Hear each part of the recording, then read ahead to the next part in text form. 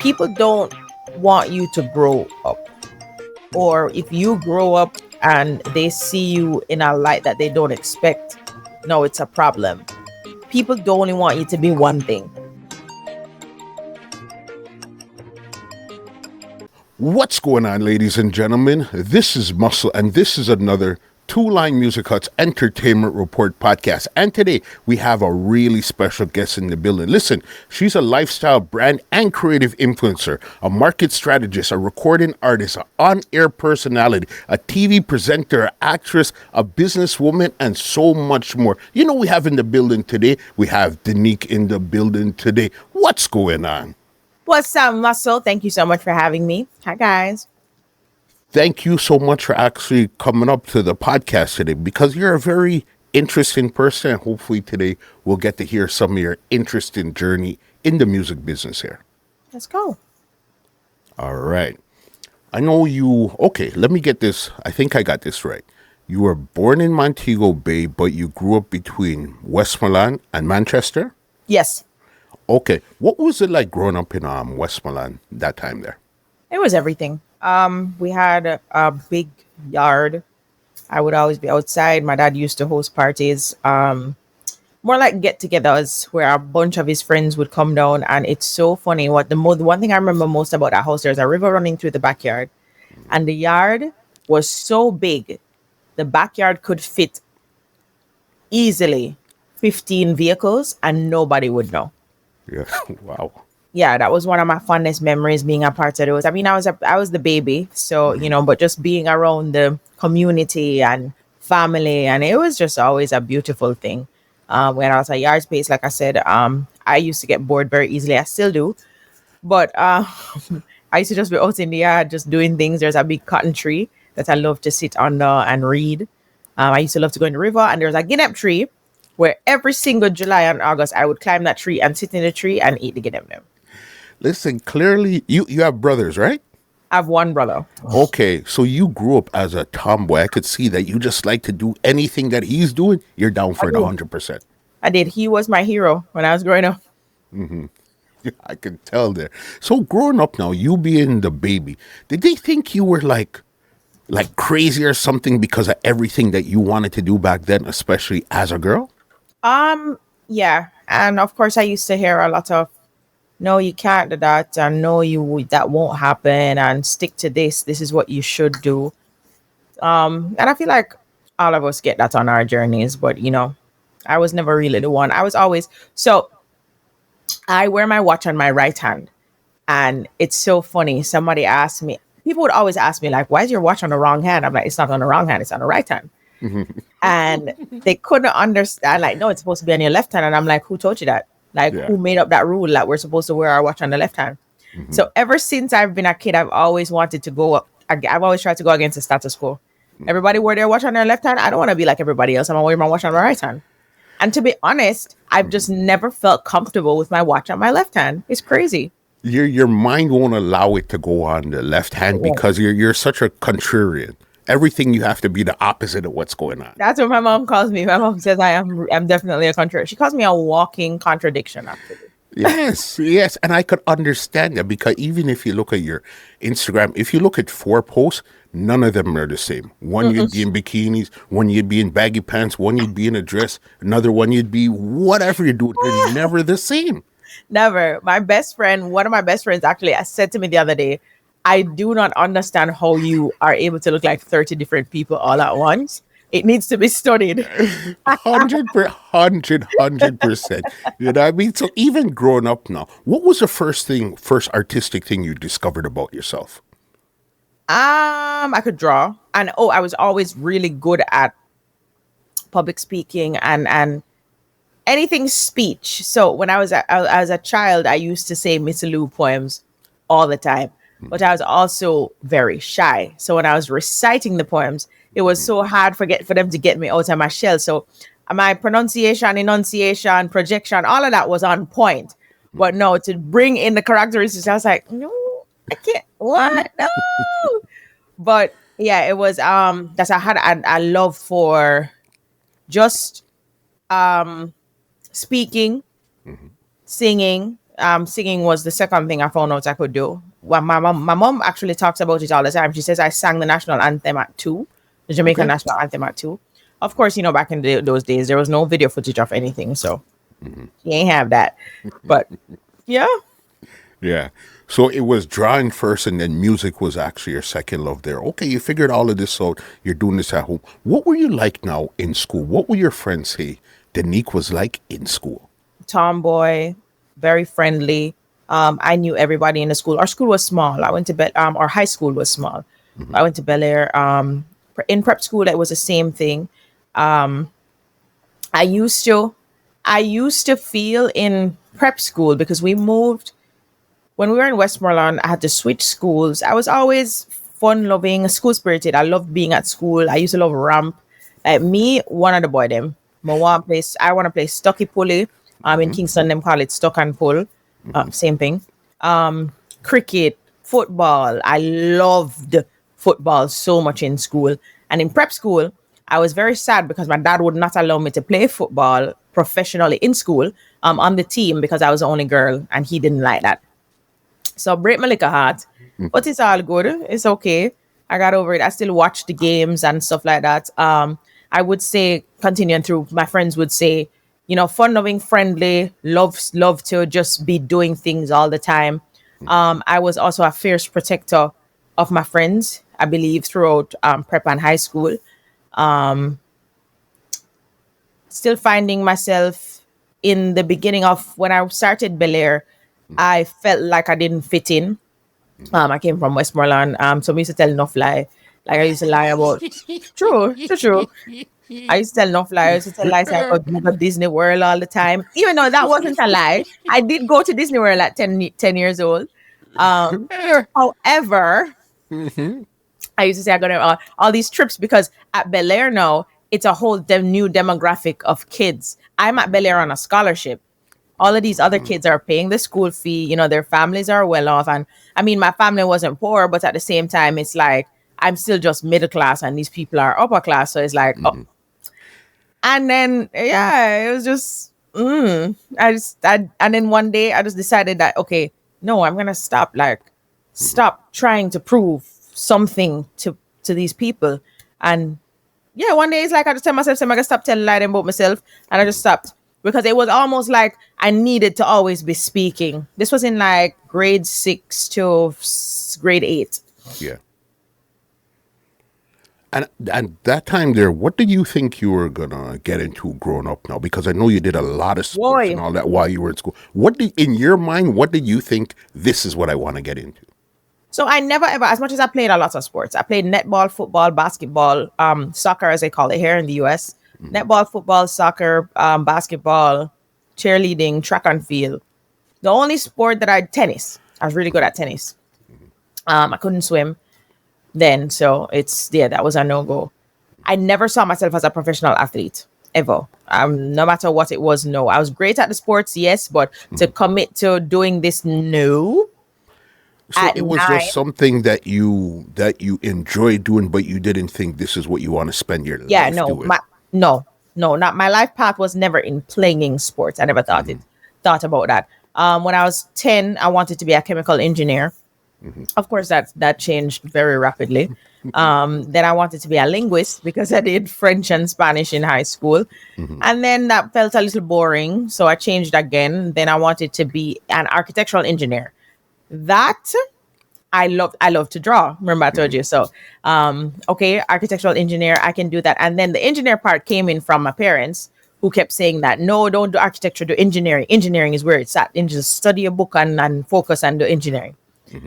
But to be honest with you, Muscle, like I was never a science brain. And I know at this point in my life, I know my strengths, I know my weaknesses. Yes, I catch on to things quickly. I can grasp the concept of stuff, but I was never a science brain. I was always very artistic, very, is that left brained? I believe. I was always very left. I think it might be left, yep. Right. But I was great at math. So when I gave up on architectural engineering, I said, no, just architecture was after I did physics.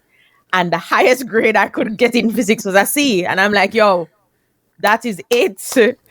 Me not do this, none at all. So Yeah, and then I finally watched a movie. Oh my gosh, I cannot remember what it's called, but it's a movie with Matthew McConaughey, who was a lawyer and he defended Samuel L. Jackson.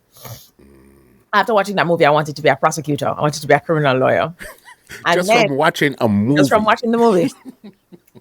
And then that was my dad's dream. So Yeah. he kind of projected that onto me without me realizing it, because of course back in those days I never know nothing about projection and all them. So I took it on that this is what I want to do. I'm convinced, and I got all these law books and I started to read. I even did law in lower sixth and in grade 12, and then after the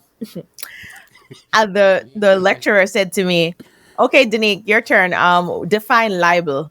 And I'm like, "Yeah, I know this. I know this." Ready, gave my answer and everything. So proud of myself. And he looked at me and he's like, "Continue." I'm like, "What you mean continue?" I said the definition, and he's like, "No, there's so much more." And he went on to read like another paragraph of what libel was defined as. That same day, Muscle, I went to the student office and I got the law that same day. Listen, you seem to have a very low tolerance for anything you don't like. You just drop it immediately. That seems Yeah. to be one of your traits. It is. It is. But what I do, and I've spoken to my mom and dad about it, and I did say to them that I wish they had let me stuck with things a bit more. But they were just so. I'm the last one, so of course, they always say the last kid the parents are the most ready for.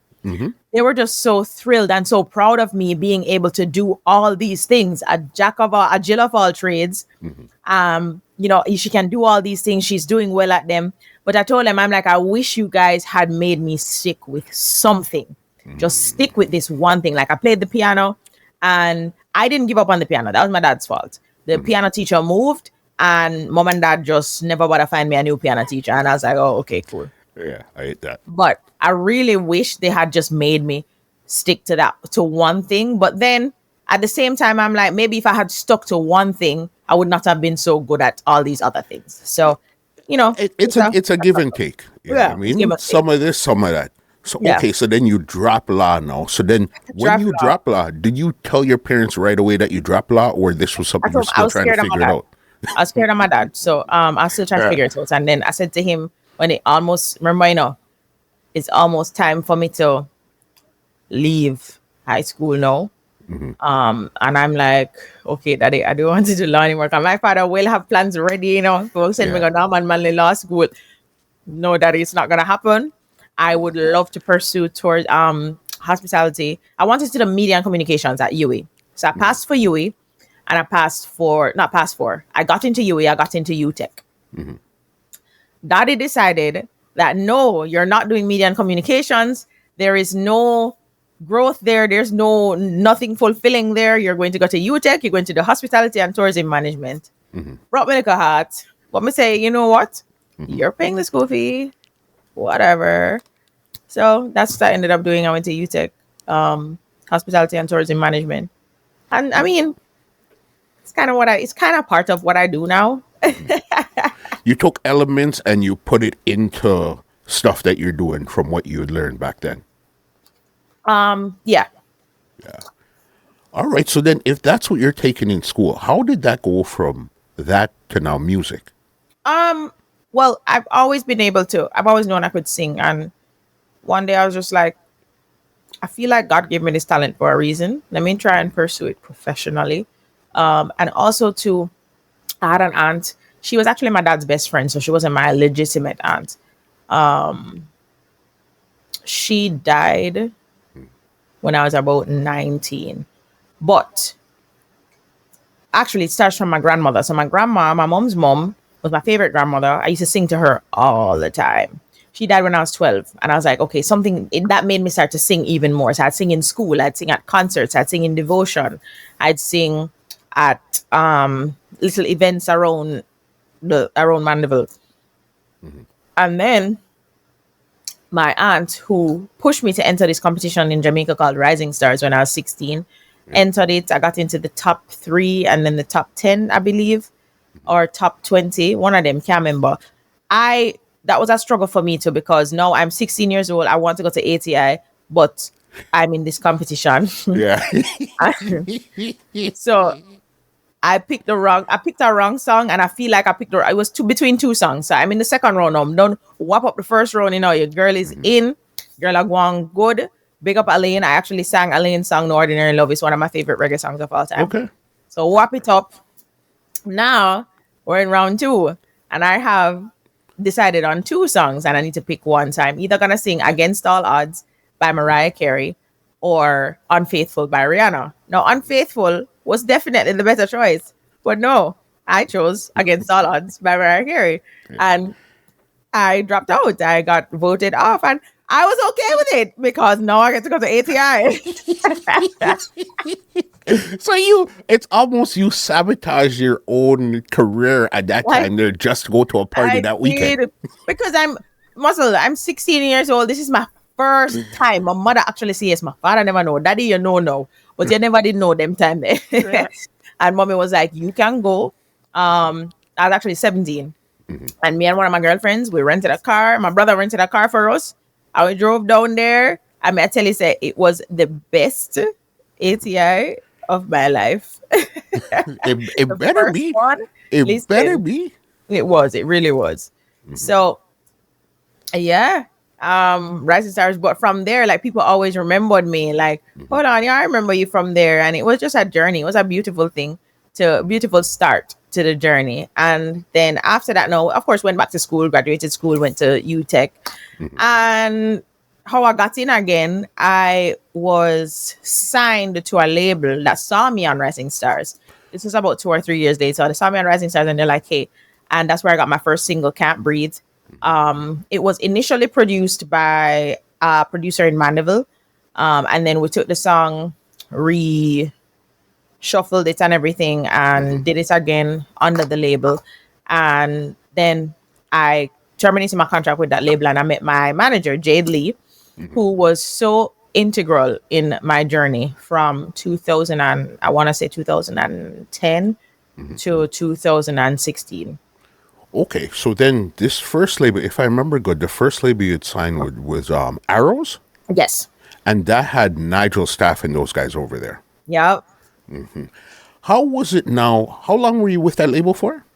I want to say under a year. This goes into your what we spoke about earlier. I don't know about committing here, but okay, cool. You're there for no. I wasn't the problem with that, and let's just leave that there. Okay.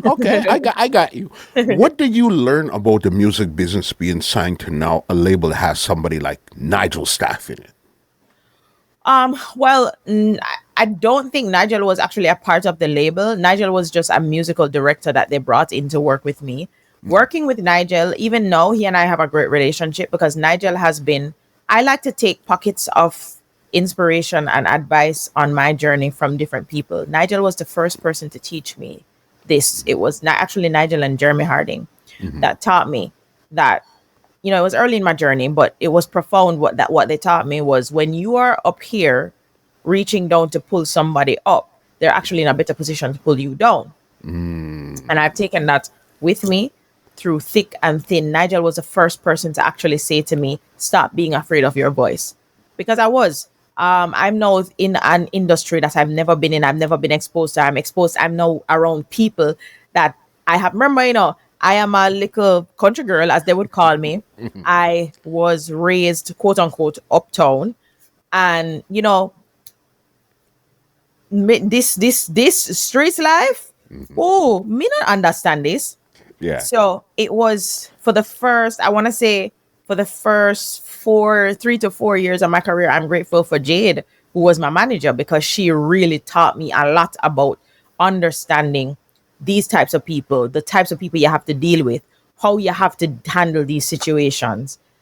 Because it was a whole new thing. And remember, being 20 then is different from being 20 now. Completely. Okay? Yeah. Completely. Because even then, you connected with Jade in around 2010, but this is when, to me, this was your breakout song when you came with Summer Love. Yep. Yes. But this was produced by Cashflow, Neil and those. So how did Jade bring you over to Cashflow, or how did you connect with Cashflow? Cashflow. How did I meet Neil? I don't even remember, but I know say it was just yo, we just had incredible chemistry. Like Cashflow is my fam forever. I actually just did another song with them last year.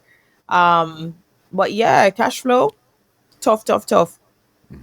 And what did Summer Love do for your career at that time there? Oh my gosh. Summer Love took me on this incredible journey that I never knew would happen. Like I am now at this time, I am just a little girl. It's just, I only have one song on the radio. It's called Can't Breathe. And, shout out, I also have to big up DJ Nico too, because let me tell you something. Back in the early days, DJ Nico, Yeah. no matter what, Nico is playing my songs. So when Summer Love was out there popping off, I had different songs. I had a couple of songs with Cashflow as well. Mostly more reggae type songs, slow reggae. Then I worked with Don Corleon as well. I was blessed to work with Don. Have a couple songs with Don as well. And then Jeremy Harding, I worked with Jeremy, who was Sean Paul's manager. And Jeremy recorded four songs together. Two of them, I would say hits, which was Supergirl on the City Life Rhythm and Hooked on Me, which was my single. And yeah, Summer Love was surreal. Like when we did that whole thing, it was incredible. Hearing that song being playing over and over and over on the radio and seeing people gravitate to it. Me, no, at this time, I still didn't understand stage presence. Like I was just kind of thrown into this, like, yo, listen, your song is popping off. This is what you have to do. So I'm still trying to find myself at this place too, because I can't be soft and sweet anymore on stage. It have to be, what are you doing? Like, let's go. So Summer Love grew me up a little bit. It did. But the trick with Summer Love, you could see that, it grew you up, but you still had this innocent vibe to you at that time. Yeah, you could tell. It seemed like it was, those 90 R&B songs where the girl is talking about the guy that she's seen and she loved. That's what it came across like. Oh, this is a nice teeny, early tweens kind of song that you could get into and enjoy. Yep. At that time was that the time when you went on the tour with Nadine Sutherland? Yes. Oh, wow. Okay, Muscle, you know your history. A little something, something. Yeah, I did a tour with Nadine, and DJ Narity was my DJ. How was that tour? How was that first time really now touring? And where did you guys go? If I remember correctly, we went to Eureka, California, a nice small town. Vibe was incredible. We went to Indiana and Portland, Oregon. Yeah, I think it was just those three places. I totally forgot that I did that tour. Wow, that's so bad. But now, still young, still learning, figuring out, okay, what songs do I sing? How do I put my set together? And in this time too, I had I-Octane, who was also signed to Arrows. He was still like a big brother to me then, because he was the one that tell me, okay, you want to have at least 2 hit songs. You start with one and you end with one. If you don't have that, then you need to figure out to make your set tell a story. So yeah, and then was when I was learning that it's okay to do covers on stage and all of that. But yeah. Because you more or less wanted to do more original songs opposed to covers. That's what... Right, because remember, I didn't understand what was happening. Like, I just know say I can sing. I'm recording all these songs all the time, constantly. And now it's time to perform, which is okay. Now it's a whole different ball game. So, it's really just learning how to put the set together. Definitely. Even right after Superwoman, I think this was probably not Superwoman, after Summer Love. I think a little bit after came out the collaboration with you and Chino, Driving Me Insane. Oh yes, I love that song so much. That's but that song is right down your alley of what you were trying to present yourself with at that time. It had that big feel to it, that big sound. Yes, it was a Shaba remake, but it still had that big modern big sound. And it was it's a beautiful love song. Like when you really listen to it, it's a really nice love song. No, that was big at that time there too. Because I remember you were doing some interviews and some people weren't really liking what you're saying because you were trying to tell people, hey, I'm a pop artist. But Yeah, you saying you're a they pop got mad artist at me. from Jamaica, yeah, they weren't feeling that part there. No, they got mad because Jamaican people don't like when if them feel like you disown them. And Yeah. I wasn't trying to disown anybody. But the fact of the matter is, I'm not a dancehall artist. I'm not, just like Elaine is not a dancehall artist. Tammy Chin was not a dancehall artist. You know what I mean? But yeah, people them done me. And when you started to get that backlash as as being a new person in the business, how did that feel, or how did you even understand what was happening I at that time didn't. there? I didn't. I was sad. I just kept trying to figure out like what did I do wrong? Who are these people? I don't know these people. Why are these people talking about me like this? I don't know. So thankfully I had Jade to really guide me through and teach me. You know, I never learned when she taught me, but the seed was planted. So on the journey I started to build myself and build my confidence and understand that listen, people are gonna talk regardless. People like to project their own insecurities on others. And sometimes people will just misunderstand you. And all of that is okay. Yeah. Especially dealing with the public at that time, you never really had to deal with the general public No, at this time at such a no. major level. No, I was a baby. The most I've ever had to deal with the public was when I entered JCDC festival. When I was in school, I got like 2 gold medals, 2 silver medals, and then I was on the debate team. But I was mostly like school kids, you know what I mean? So yeah, yo, wow, I was on the debate team. I forgot about that. But I could tell because I was watching an interview that you did. I forgot the show in like 2009. And you said, yeah, I'm just been in the business now for 6 months. But how you spoke, you could tell, listen, you sound like you like to speak. You're confident. You know what you're talking about. You're presenting Oh, yourself in a manner that we can under. And in '09, 6 months, I I said, was just this about to doesn't seem say real. in '09. Wow. Okay. Go me. Yeah. So I found that and stuff. So okay. So then now this was another one of your big highlights in your career, which was Yes. 2012 when you Yes. had put out Supergirl. This is what Yes. people to this day they still call you. This is your To AKA this day. Supergirl. Yes. I even did a mixtape called I Am Supergirl. That was with DJ Reed. Raz and Biggie. That was Raz and Biggie. Yes, yes, yes. Now, when Supergirl came out, what did this really do for your career? Was when you watch the visuals now, you could see it's like you had a little bad mind coworker, and both you guys. Was it the The little boss you drunk guys crook liked, girl. or it was or it was a The little customer? drunk crook girl. The man don't like her. The man like me. And me so little and for food. Afraid a man now. Yeah, Afraid a man yeah. like puss. And she just love man like dog. How did you guys even come up with the concept for those That was visuals? all Ruption. So shout out to Ruption. That was all Ruption. Ruption came up with the concept for that video. What I loved the most about that video is that the video didn't really necessarily fit the song. Because you hear Supergirl, first of all, you hear the beat to Supergirl, it sounds different, but then you hear Supergirl and it's reggae. And then we do this video that's very, at the time, modern, very fun, Yes. very youthful.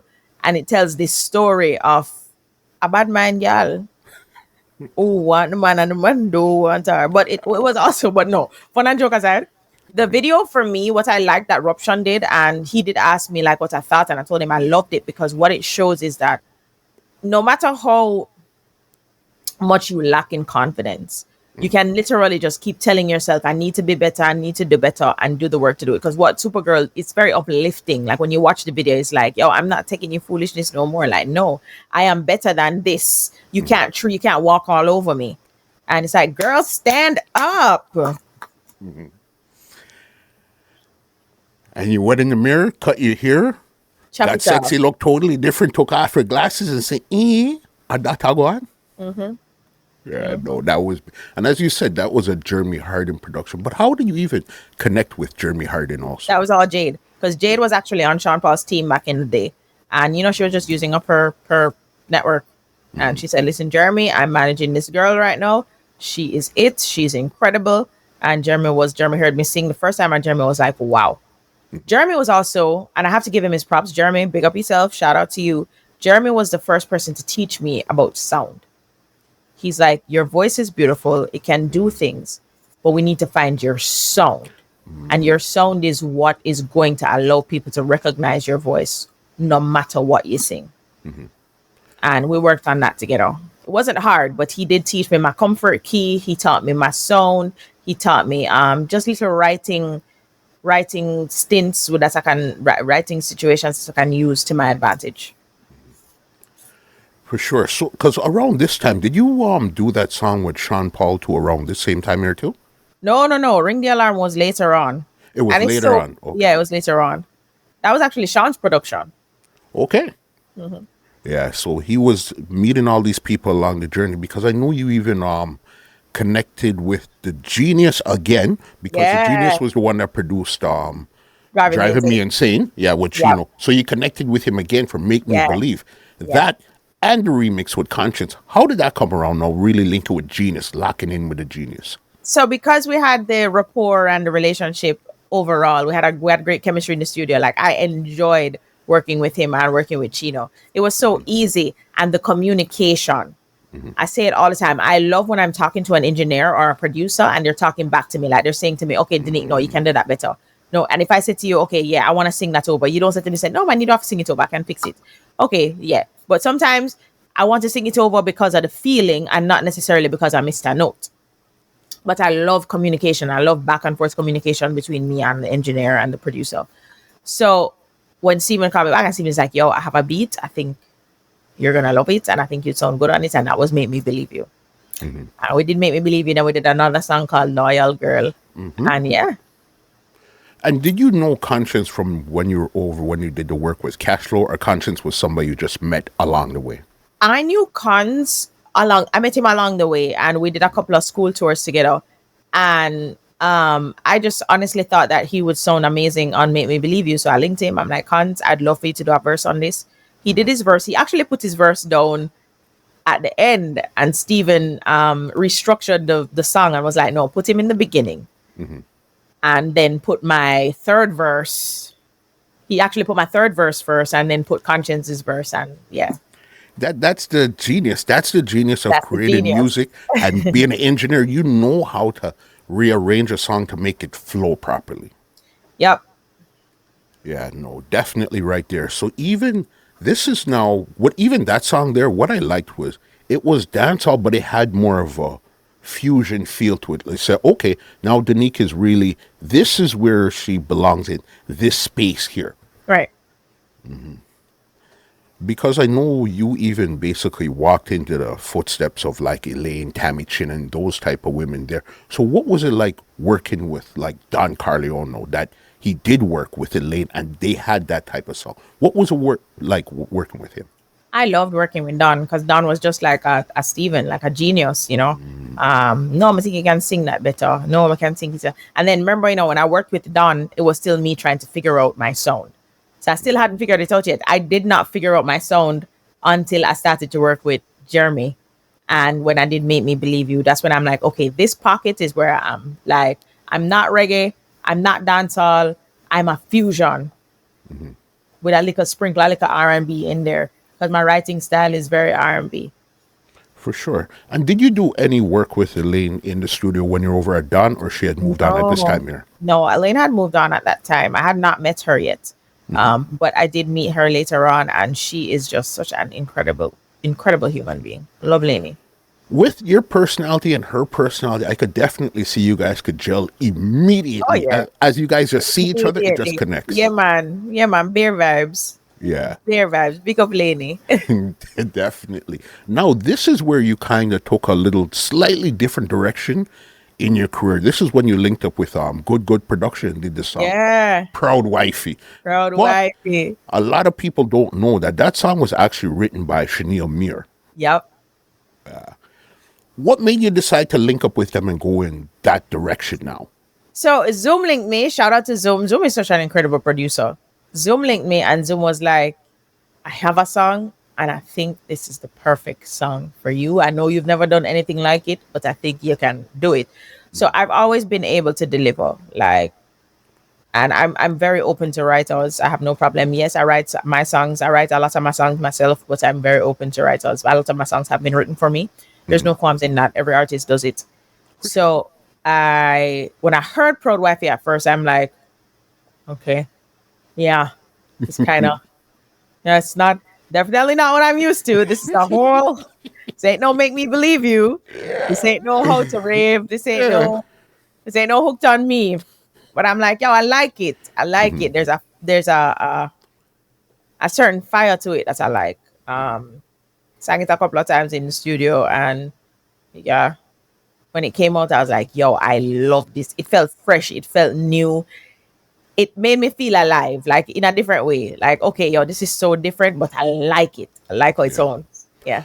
But you seem to like trying different things. So I guess after you felt comfortable and you found your sound, now you Yeah. were able to really transcend it on a juggling dancehall rhythm. Say, okay, Right. now I could try it full force. Right. That was there. So because I know even with Good Good, you did a lot of work with them, but that's later. But I want to go back 1 second to go forward. Okay. In 2013, you did a song with Cartel, Revenge. All right. How did you link up with Cartel and do that song? But the funny thing with it, he was actually, I think he was in jail at this time. So I don't know if it was recorded after or if he just released it after. How was that connection? It was recorded in jail. TJ called me. TJ called me, and I was so happy. I'm like, "Hi, TJ." Yeah. And TJ goes, "I didn't want to do a song with you." And I'm like, "Oh my god, what?" Yeah. He wrote the song and everything, and I was like, "Yo, yes, I like this." And it was also different. I've never sung anything that sounds like this. I'm like, "Yes, of course." To this day, even I remember one birthday. I think when he was coming out, he actually posted it, but I was doing a fast. So I do fast every month, and it was actually on one of my 3-day fasts, and so I missed it. But he was just like, "Yeah, big up yourself, my artist. You don't know Love and Love Alone." But that's my song. Revenge, because even in the intro where he says this girl came down from country, and just the way how Like he said it, just the way how he said it, yes, man, I like how he set it up. You understand? And that was your first and only interaction with Cartel at that time there. Yeah. So up to 2016 now. Now you're about, I would say you're about 6 to 7 years in your career right now. How did you feel as an artist, and what were your next moves in this like 2016 time here now? I felt incredible. By that time, I had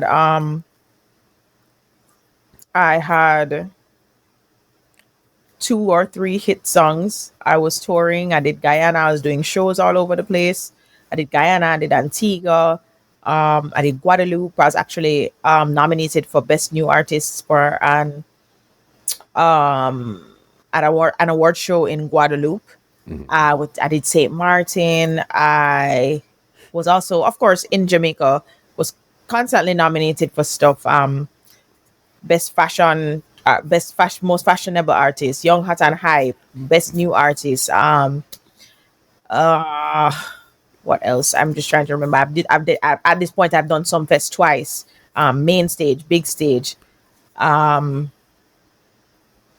then I'd also start to open up doors into TV.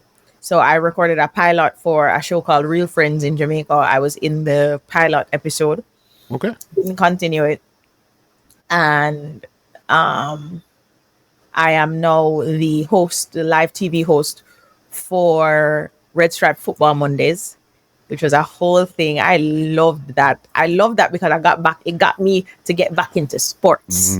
Because, I had kind of segued, even though I'd watched the matches and stuff, I kind of segued a little bit, but that got me back into sports. So shout out to Brian Saint-Just, who brought me back into that. I did that for a good 3 years. I would also segue into, not even segue, because everything was coming into the circle, into form, to build a foundation. I was the brand ambassador for Volkswagen Jamaica. I also did some work with Audi. Oh God, a bag of things, whole heap of things, me do.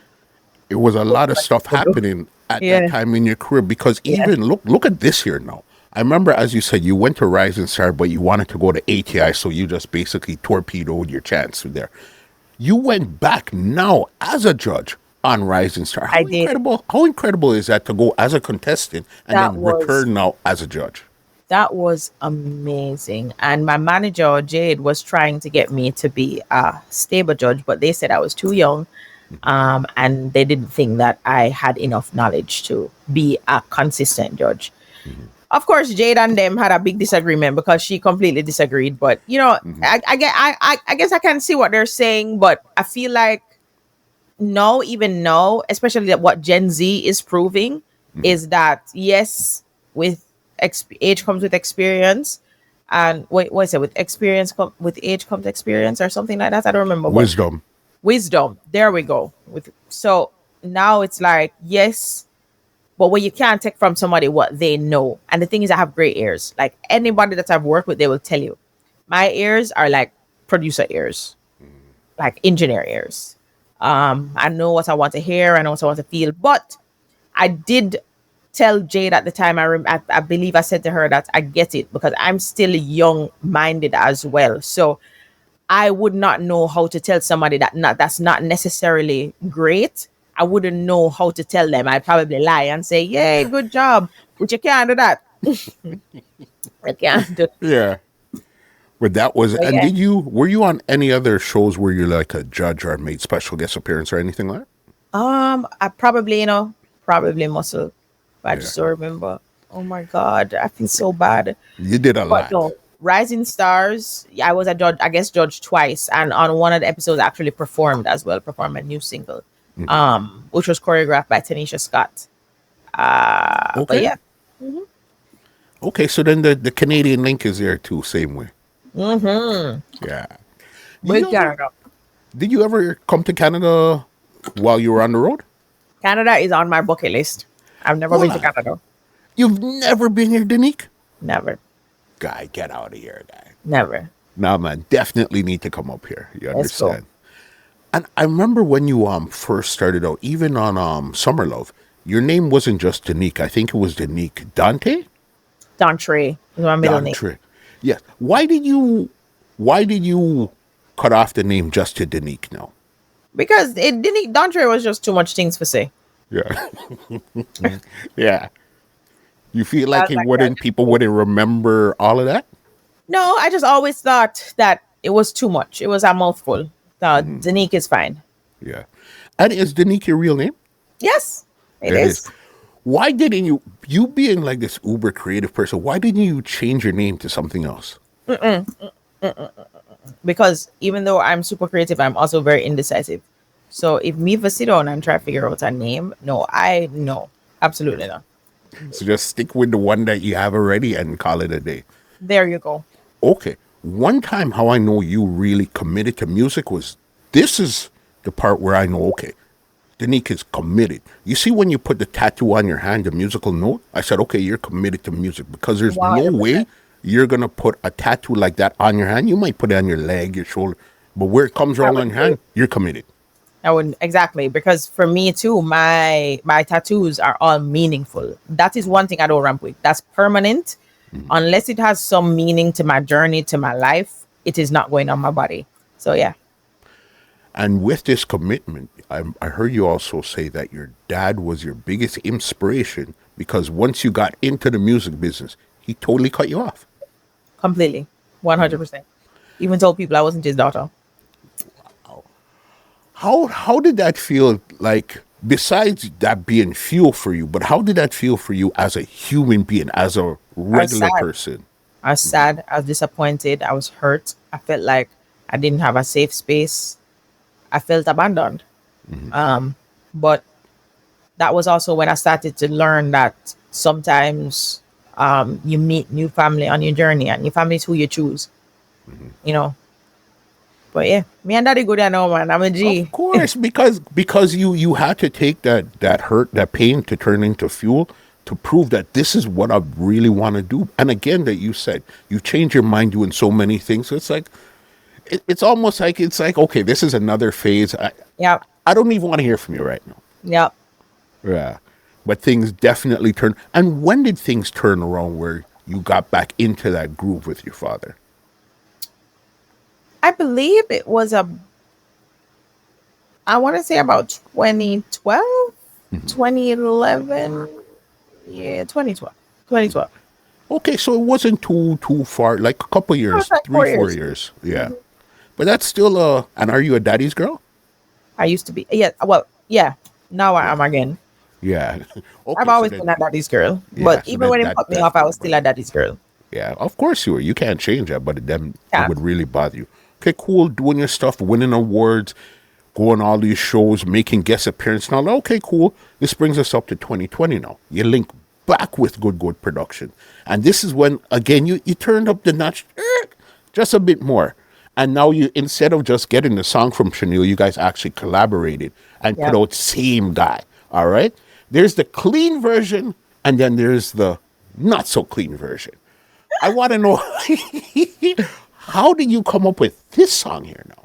So it was amazing. Like, okay, so between 2016 and 2020, I took a break from music. My manager and I went separate ways, and I just decided to focus on me as a person, not the artist, just as a person. Um, and then when I had my daughter, I died on the table, and I think I died for like 3 minutes or 2 minutes or something like that. And then I came back, and my life just slowed down. It was different from when I had my son. Like when I had my son, like I was still fast paced, like I was still going, like I was still working. I worked with Octane a lot. And between 2016 and 2020, I did a lot of brand ambassadorships. I did a lot of, I was still, and it's something that a lot of Octane talks about it. So many producers talk about it. They're like, they've never seen it before where you're probably one of the only people we've seen like not put out music, but you're still so relevant. Like people still just love you. I don't know what it is. Honestly, it's God.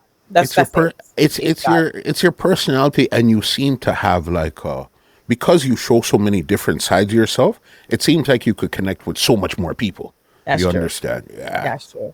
So And then then that works. 2020, no, I had my daughter, and I just decided that okay, I think I'm ready. So between 2016 and 2020, I was trying to come back into music, not actively. I was actually waiting for it to hit me because I'm like, I don't want to force myself because I was in studio. I went in and out of studio, but it just still didn't feel like the right time. After I had my daughter, I was like, okay, I know I want to come back now, but I can't do it by myself. I need a team, I need a manager, and I'm now still trying to figure stuff out because who am I? What am I doing? I can't do it by myself. And of course, now I'm a mommy of two. So I link Zoom and I'm like, yo, we've worked together before. And Zoom is like, hell yeah. Hell yes. Yeah. Yes. And he told me that he had signed Shaneil as well. And I was like, great. That's amazing. So we're going now and he wants to put out. So he put out a rhythm together just to introduce us, like Denyque and Shaneil, and it was called Best of Both Worlds. I think Shani's song on it was called Rose, if I'm not mistaken. Can't remember, but my song on it was called Well Sought. And of course now it's a different me, like because now it's I'm not that little girl anymore. I'm not that young adult anymore. I am a grown up, but still a girl. You know what I mean? So well sought, and then that was kind of just to create a buzz to let people know that okay, yo, Denyque is back and whatever. And then same guy, he sent us the rhythm where all three of us were on the phone, and he sent me a rhythm for my song Champion after. Was it before or after? I can't remember. Anyways, focus Denyque, focus. Same guy. He played the rhythm and he's like, yo, the rhythm is almost closed. It's just the two of you alone. Don't have the song. So I'm like, all right, play the rhythm. Zoom plays the rhythm, and I kid you not, the rhythm starts to play, and I feel myself and hear myself go, we messing with the same damn boy. I said, I didn't put words to it yet, and I'm like, yo, that. And Zoom is like, yo, that. And he's like, yo, I want to work it out. So me and Shanna are on the phone, and we're going back and forth. And then she's like, yo, I feel like it should be a conversation. I'm like, yo, agree. And then I said, I don't think we should be fighting each other. I feel like, yo, it's unity. We are fight the man. We not fight each other. And yeah, so after she started doing her verses, her lines and stuff, and we're back and forth in and putting them together. And then I put the chorus together, and that was how Same Guy came about. And I did not expect Same Guy to do what it did. Not at all. May I say, everybody out at the same man? That not look good.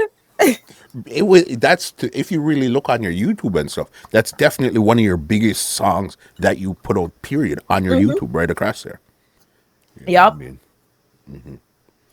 big deal.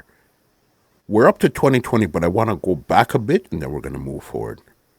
When you said 2016 is when you basically, around 2016, you kind of took a break. So then there's a 4 years gap. So in this 4 years, when you're away from the music, weren't you missing the music per se? And how were you supporting yourself within these 4 years here? I wasn't missing the industry, to be honest, because I was still figuring out, okay, who is Denyque now? Because that's why I took a break. I felt like I was going in a direction that I didn't want to go. I am at this very sensitive space in life where it's like, okay, what do you want to do now? Like, what are you gonna do now? Things I was supposed to do, I never did. And now it's like, okay, it's like purgatory. That's where I felt like I was. Supporting myself, like I told you, I got into TV. I was the live TV host for Red Stripe Premier League. I did a lot of marketing stuff. I was an influencer before influencing was cool. I had a lot of brand ambassadorships. So Yeah. I did a lot of hosting and TV shows with Flo. I was on a TV show called Chatterbox, produced by Keisha and Smith. Shout out to Keisha. I did the pilot episode for Real Friends.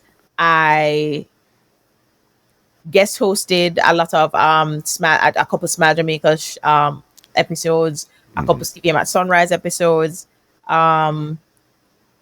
What else did I do? Brand ambassador for Volkswagen Jamaica. And then I'm doing campaigns. So now I'm really doing campaigns with different companies: Pepsi, JetBlue, Iberostar. Yeah. So And it was a lot. sorry. How could I forget? Wow, Denyque. I actually had my first radio show on Best FM in Jamaica. Okay, so then what got you into radio? Cause you TV, music. How did you get into radio? Radio is just one of my girlfriends. Her dad owned the radio station, and she said to me, she says, "I think you can do this. Like, I think you'd be great with your own show." And I'm like, "All right, bet, let's try it." And we did it. We did it for a year. And how did you like the radio stint? I liked it. I just think to this day that radio in Jamaica is still a little too strict. Like, yes, we need rules and all of that, but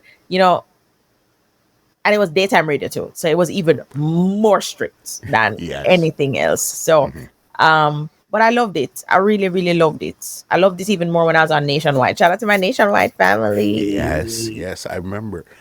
That brings up. That's gonna be the last question. That brought up something, but that's gonna be the last question. Okay. We got a bit more to go. Don't worry. Okay, cool. 2020, you're back. But how did it feel to actually come back during a pandemic? Didn't it seem almost like, how can I do this here while everybody's sitting down at home? Wasn't it like almost like a conflict at that time? Not for me. I'm bad kid. I joke. I joke. I kid. I joke. I joke. No. We shot. So we recorded the songs, and then we shot the video. We didn't shoot the video till like September, I believe, or November. Can't remember. But no, man, it was cool. We worked it. We figured it out. You're good to go. Okay, as I said, 2020, you're back.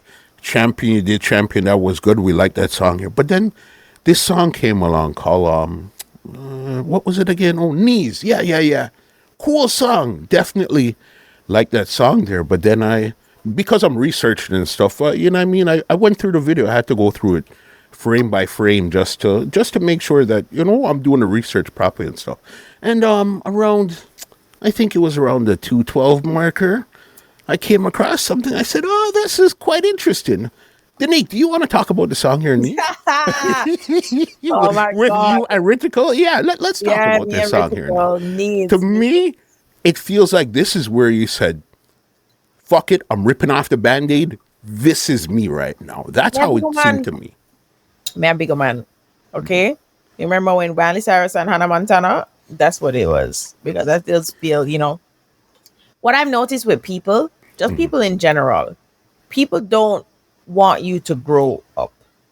Or if you grow up and they see you in a light that they don't expect, no, it's a problem. People don't only want you to be one thing, and you can't. As human beings, we are made up of many different layers. We're made up of many different people. We have different personalities. we can gel them together. But you don't discount being assertive just because you're also a sweetheart. No, I'm a sweetheart, but I'm also assertive. I'm kind, but I also have boundaries.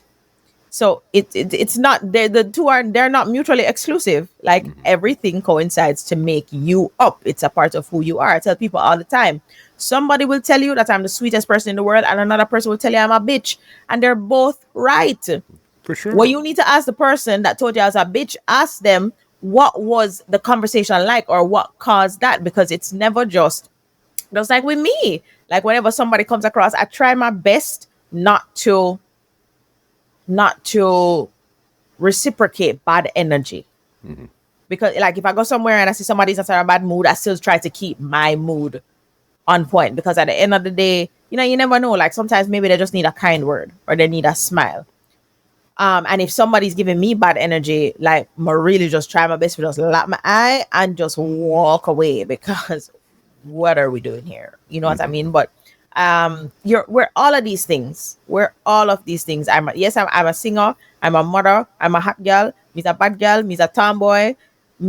I speak very well. I am very eloquent with my vernacular. And it's like I'm all of it. You know what I mean? So that's what I tell my girlfriends, I tell my homeboys, I tell everybody. You don't have to be just one thing. Be all of it. Be everything that you are. Just figure out a way to make them gel together. Sometimes you just don't know what people are going through. Somebody had a bad day. It's like when people judge, like, for example, Kanye West. Like if Kanye West has an episode and be like, oh, he's this and he's that. Yeah, but you don't know what triggered that episode. So it doesn't mean that he's not still that guy. Yeah. But right now in this moment, another part of his personality is shining through because something triggered it or something happened. You know what I mean? So we have to make space and have grace for the different faculties that people are made of. Definitely. So Knees was specifically made with that intention to like say, okay, this is it. Here I am. This is my other side. I'm a big woman now. Here I am. Maybe that was the intention of Zuma and Sasha, but for me, it was just me being comfortable singing a song that I like, the song that was mine, and moving accordingly. Like you can't be singing Knees and be in jumpsuit. Yeah. You know what I mean? Big ups to Rytikal too. Rytikal was so great on that track as well. How did you connect with Rytikal too? That was awesome. That was so left field, right? Oh, yeah. So left field. That was Zoom. That's why in brain work, he's like a madman under the quiet. But you need somebody to keep up with your brain that works like that too, because you seem to have a real broad perspective of how you see things and how you like things to work. I know. And I loved it.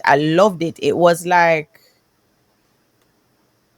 Denyque and Rytikal was kind of like Bob Marley and Cindy. That's how he proposed it to me. And I'm like, oh yeah, for real. Yeah, for real, it makes sense. So it's like you don't expect it. It's a combination you never expected, but you never knew you needed. Because people love that song to this day. Of course. As I said, that's even without seeing the video. Yeah. Especially Don't Stop at 212. And I'll tell you how I even came up with 212. Once I heard you say it in an interview, I said, there's no way this girl is going to say don't stop at 212, and I'm not stopping there. I stopped the interview to go to the video to go to 212. But in your defense, you did 4 different outfit changes. You were in the lingerie, you were in the bikini, you were in your tomboy, like your jeans and stuff, and then you were in your dress. So then again, it showed your 4 different personalities inside of this one video here. Well, very true. Yeah. So he paid attention besides 212, you know what I mean? Don't check it out, 212. But whatever that. the case is, yeah. All of that there now. So then now you're back. You're working on your EP at this time here, because I think your EP came out in 2024. Yeah. What was it like now to actually work? Was that your first body of work that you would put out?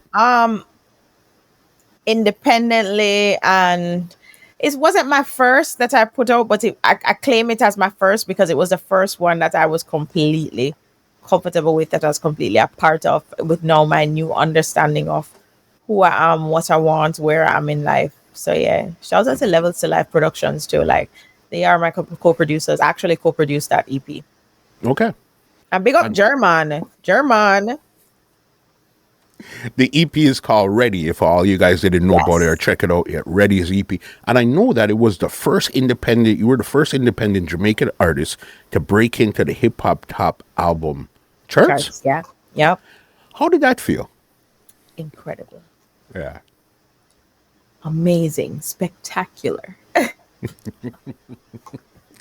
Yeah. Because you could hear with one of the title tracks, it was the title track was that wasn't Between Me and You, was it? Yeah. That was the first track Yes. that we put up.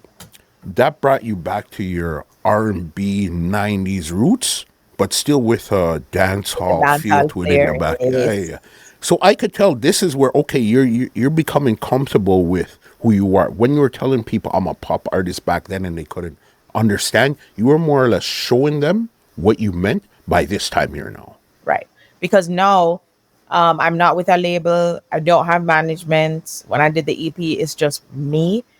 Because for years I've been showing people my vision. I've been explaining it to them, but they want to project their own vision onto me. They want me to do what they want me to do and not what I want to do. So now I'm finally at a place where, you know what? I've been trying to get people to see what I want to do and where I want to be, and they're just not seeing it. So let me just see if I can do it myself. Myself. Linked up with Levels to Life. I heard some of their beats and I'm like, yo, I like this. Just have that nice R&B feel, that nice R&B flavor. Let's do some work. So we ended up doing Between Me and You. No, we ended up doing a song. A song. Can't remember which song we recorded first. Between Me and You was the last addition to the That was album. the last The one. last to the EP. Yeah, it was the last addition, but it was the first track out of the EP. And they were so happy. They're like, yeah, one of them, me and him are like brother and sister now. He was like, yo, I've been a fan of you for so long. Him say, yo, not just your music, brother, but I remember the first time I met you. I'll never forget. You were so warm and welcoming. And to go back to your question when you asked, that's another thing that people would say about me too, because I am like, I like to make people feel comfortable in my space. And I was like, oh, okay, cool. And we ended up working together, and the EP is solid EP, unskippable, if I can say so myself. Good.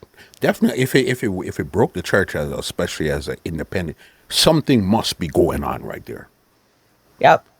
Doing all of that good stuff there. So then you had out your EP, Ready, and all that. And even why did you name it Ready in the first place? Ready actually translates to release everything and do you. So that was why I named the EP that, because now it's a pun. It's yeah, I'm ready, but also it's telling you that you're ready because you're releasing everything and doing you. You're not waiting for anybody to tell you. You're not hoping that people will understand where you're coming from and be a part of your journey. No, I'm ready. Like, God is at the helm. I just me and him. Let's go. You're ready. Somebody I seen you connect with too, and it almost seems like a little sister, big sister kind of vibe. Shensia. How did that Okay. relationship really come about? Shani's such a sweetheart. I met her. When did I officially meet her? I didn't even remember. But she's always been. She used to call me Proud Wifey, and I used to call her Jiggle Jiggle. Yeah. She's a sweet girl. So you don't even remember how you guys connect. It's just a No. good vibe when you guys Yeah, connected. man. Good energy, good vibe. Could you see you actually going in the studio and doing some work with you and Shensia together? Of course, for sure. Who else would, when you look around on the landscape nowadays, where you say, okay, I could probably go in the studio and do some good work with him? You know what? Somebody just asked me this yesterday, and my dream collaboration, and I know he's not doing music right now, but is with Lil Wayne. I think Lil Wayne is just one of the most incredible artists to ever exist. For sure. His wordplay is next level, boss. Next level. Next level, man. No, but I think I seen something where he actually has a album coming out right now, you know. Oh, yes. You know what? You're right. The Carter. But I don't know why I feel like a some song we did from long time we never put out. You never know, you know. You never You know never what will know. happen. You never You know know. what I mean? Yeah, that's true. Talking about never know. Talk to me about RDCE. Oh, wow. Wow. Okay. So RDCE, right? RDCE is a little thing that I've been using since I was about 21 or 22. The RDCE, recognize there's a problem. You decide you're going to fix the problem. You commit to the work to fix the problem, and then you evolve by way of committing to fixing the problem.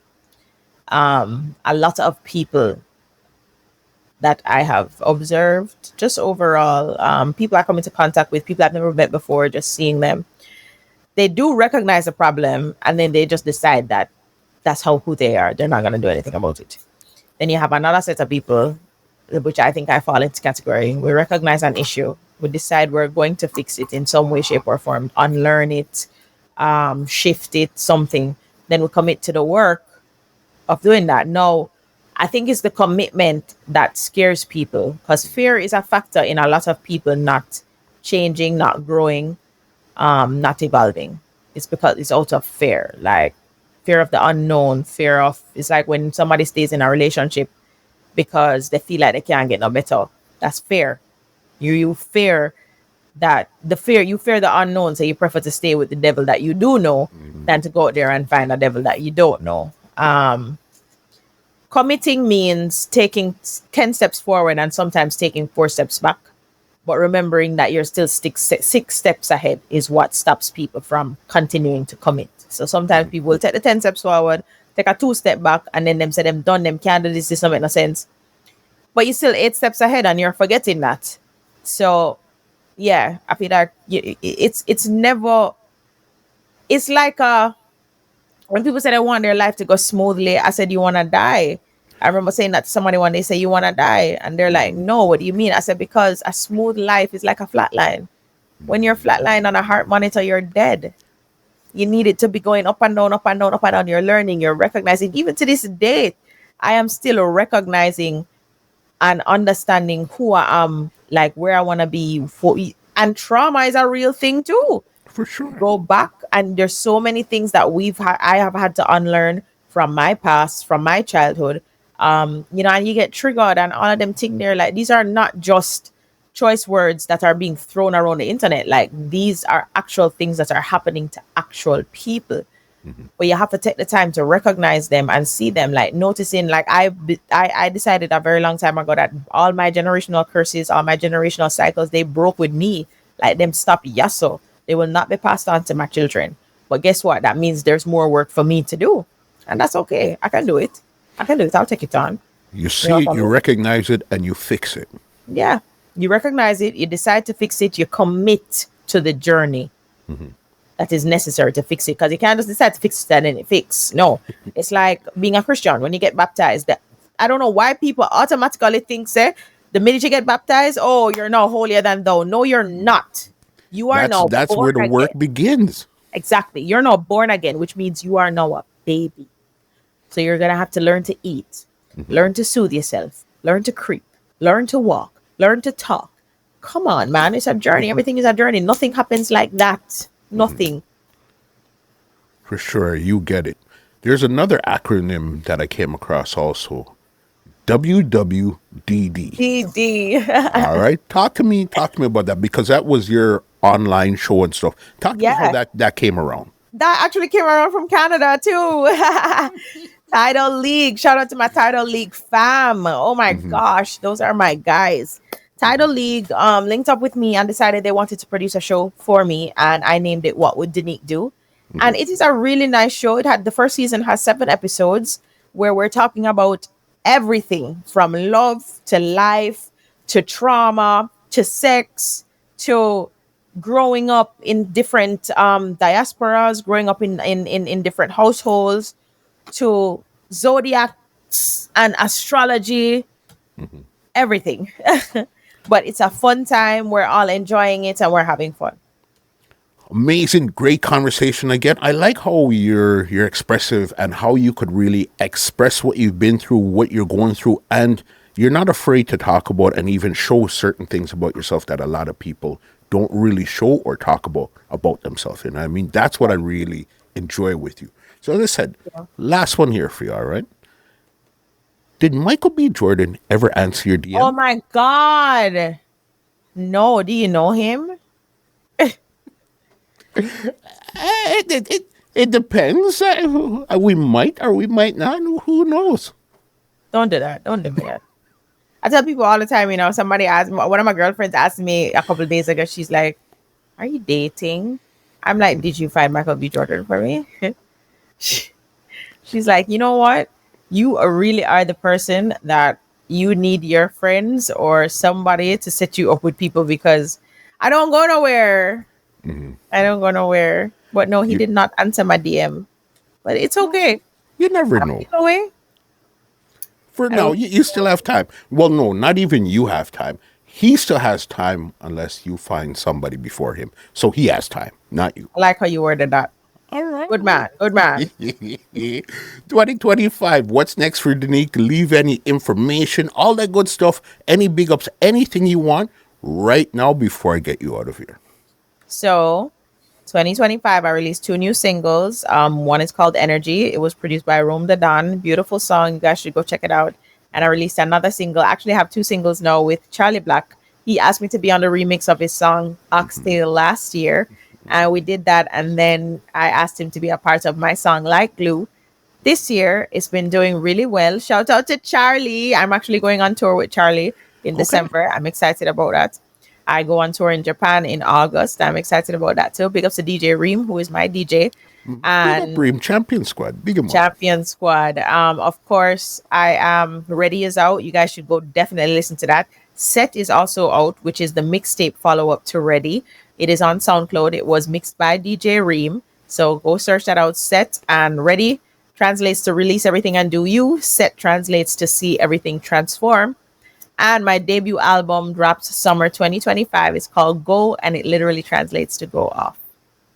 All right, because I seen, you know what? Now that you say that, I think it's June 6th, Yep. 2025. 6 All 6 right. 25. I keep seeing you put ready, no, goal Yep. every time at the end of your caption. So, okay, we're Yeah. paying attention. We know what's coming Yeah. up. Yeah. Big ups to Levels to Life Productions, my co-producers, my brother them. They are we're on it. The album is gonna be about 11 tracks. And I do believe we're gonna have a few songs that were on the EP back on the album and some brand new songs never heard before.